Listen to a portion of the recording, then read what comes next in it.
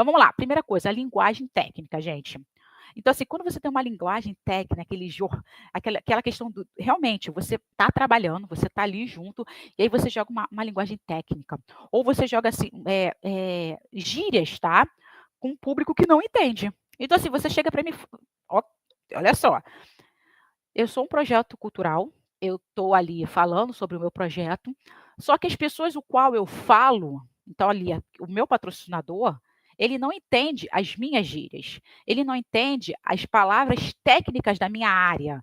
Então, assim, Débora, mas todo mundo entende o que é vulnerabilidade social, todo mundo entende a questão dos conflitos na comunidade. Tudo bem, legal, gente, perfeito. Mas aí quando eu chego para o cara lá, o empresário, e eu chego para ele e falo assim, pô, a camada interna da subsequência da comunidade, gente, nem eu sei o que eu estou falando, que eu estou falando uma coisa aqui, blá, blá, blá, tá? Mas quando eu chego e falo para ele algumas gírias, alguns jargões, que é somente conhecido para pessoas de dentro da comunidade, ou conhecido para realmente palavras técnicas da minha área de atuação, fica difícil para aquele patrocinador entender o que eu estou falando.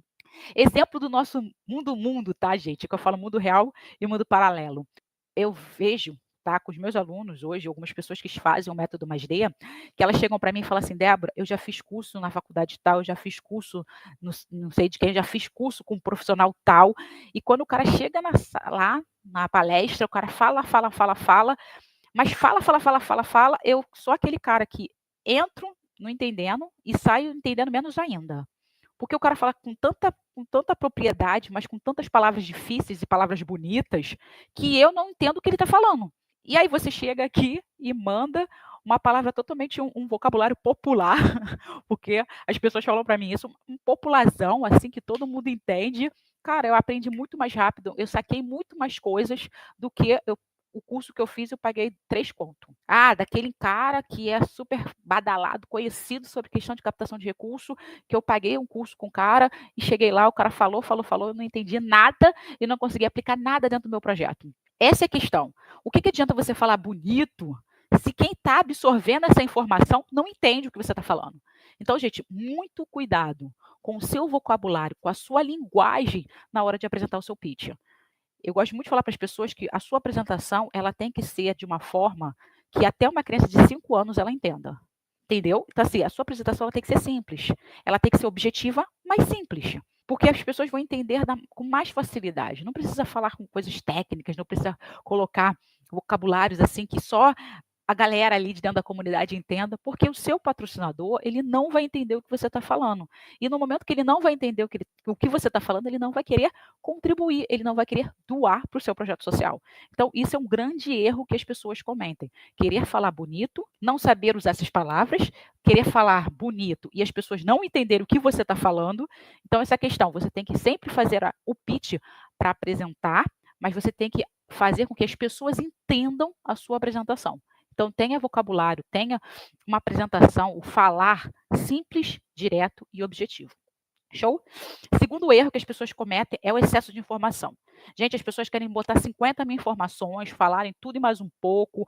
Então, essa questão de informação, gente, você não é aquela coisa, eu peco com mais do que com menos. Legal. Mas, às vezes, quando a gente fala de pitch, a gente tem que entender que o pitch, gente, ele é uma apresentação, o qual você vai fazer que vai ter 5 minutos, que você vai ter 10 minutos. E normalmente você faz 5 minutos, tá? O normal é você fazer 5 minutos. Então, por que você vai falar um monte de coisas que não vai fazer diferença? O que adianta você falar um monte de coisas que, às vezes, aquele monte de coisa não foi o que você deveria falar?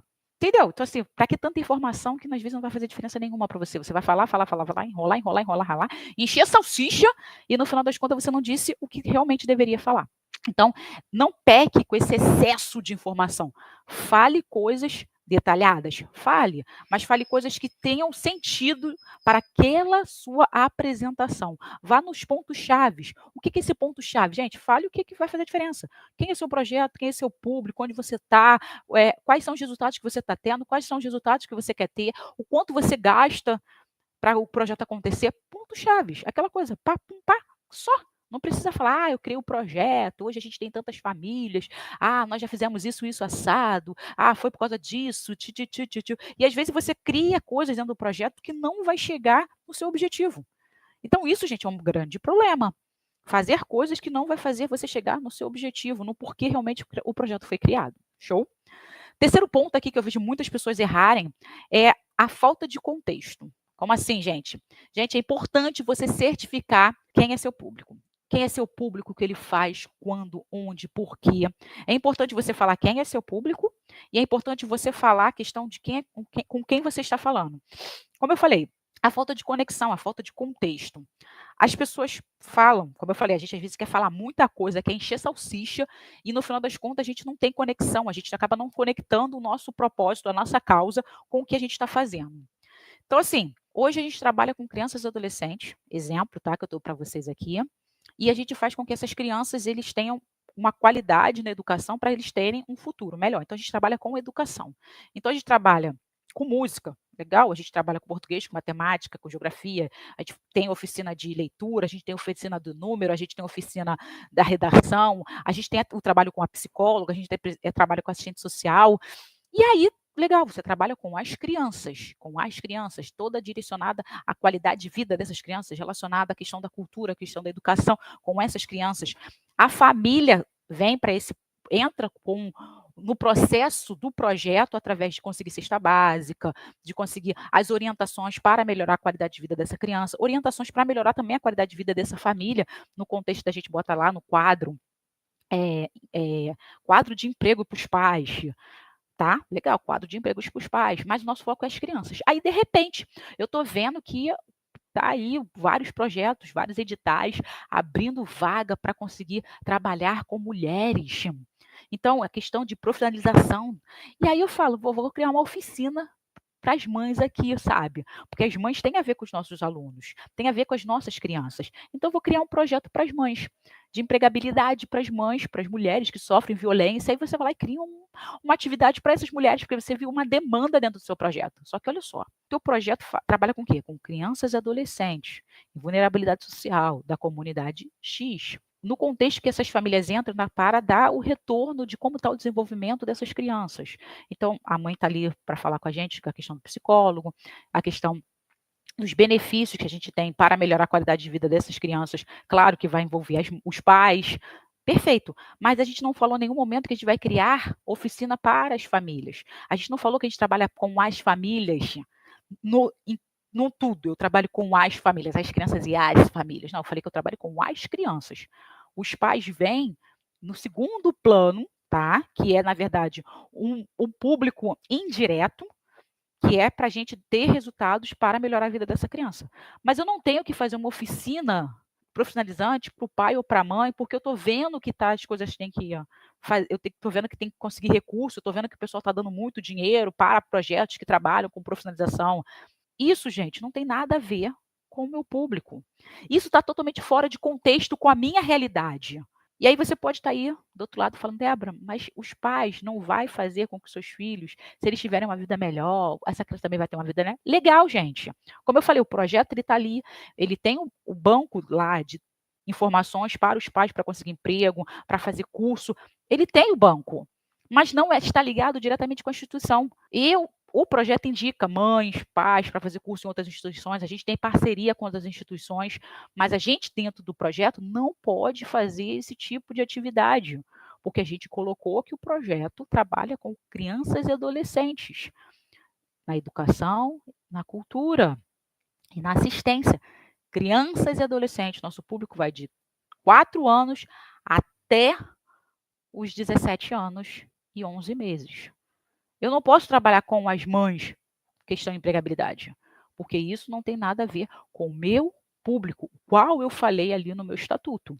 Se eu ainda não estou legalizada, mas o meu trabalho todo, tudo que eu falo está direcionado apenas para crianças e adolescentes, eu não posso criar atividades para os pais. Entendeu? Não posso. Ah, Débora, mas você tem uma roda de conversa para os pais. Eu tenho uma roda de conversa para os pais ali, tá? Com os pais, para eu falar das nossas crianças, para falar da questão da educação, para falar a questão, bater aquele bate-papo do mundo que está acontecendo, que está influenciando as minhas crianças a não dar um passo maior para elas serem protagonistas da vida delas. Por isso que eu tenho que ter os pais ali, para os pais me falarem, para que eu possa melhorar o meu atendimento. Mas não quer dizer que eu estou trabalhando diretamente com os pais, fazendo atividade para os pais. Entendeu a ideia? Então é importante a gente ter essa clareza, porque na hora do pitch, eu tenho que explicar para as pessoas as minhas ações, as minhas atividades para chegar ao quê? No meu objetivo. Sim, a gente tem que entender que o nosso objetivo ele não vai ser aquele 100% das crianças vão passar na faculdade, 100% das crianças vão fazer pré-vestibular. Gente, mas a gente tem a questão do objetivo geral, geralzão lá, que vai ser tantas crianças conseguindo trabalhar, tantas crianças conseguindo passar na faculdade, tantas. Tem esse, mas a gente não pode esquecer que ainda tem uma transformação que não aparece, que é comportamental, sentimental, emocional, que às vezes não está aparentando, eu falo, não está naquela criança que passou na faculdade, naquela criança que foi estudar num colégio militar. Não está. Mas eu tenho outras transformações que a gente também tem que dar uma olhada. Legal? Então é importante a gente ter essa conexão, entender que o projeto ele tem que ter começo, meio e fim. Ele tem que estar conectado, tudo. A minha missão, a minha visão, os meus valores, as minhas ações, os meus resultados, tem que estar tudo conectado no meu propósito, na minha causa. Legal? Outro ponto aqui que eu vejo que as pessoas falham, gente, é no entusiasmo. Como assim, Débora? As pessoas vai falar, apresentação, né? Ah, eu trabalho num projeto social chamado Criança Feliz. E esse projeto ele tem mais de 10 anos. É um projeto assim que começou com a minha mãe, mas hoje a gente está fazendo o projeto acontecer com muita dificuldade, né? Mas sabe como é que são as coisas, né? Gente, olha só, eu tô chorando aqui, eu tô entristecida. Então assim, cara, quando tu vai apresentar um pitch, eu não estou falando que você tem que explodir fogos atrás de você, você tá lá com a piti, não é isso. Mas eu estou falando para você, olha só, meu projeto social, ele trabalha com crianças e adolescentes.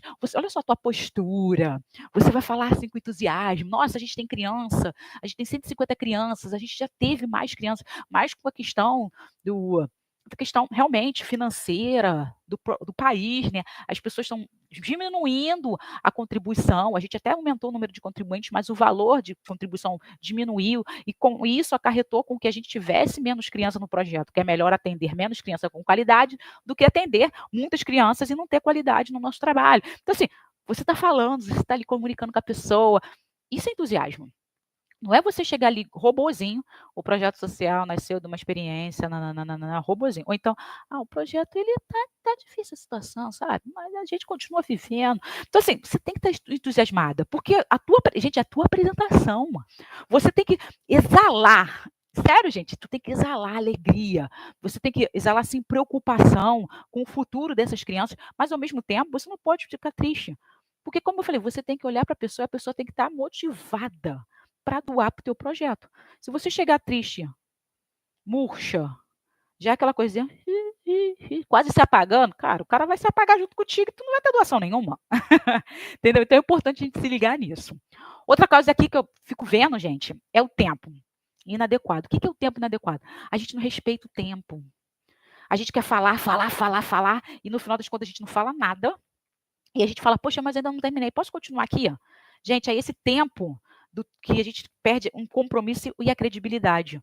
Porque se o cara falou que você vai atender, você vai ter 5, 10, 15 minutos para você apresentar, você já tem que estar preparada para apresentar em 5, em 10 e 15 minutos. Você não pode, eu quero ter mais tempo.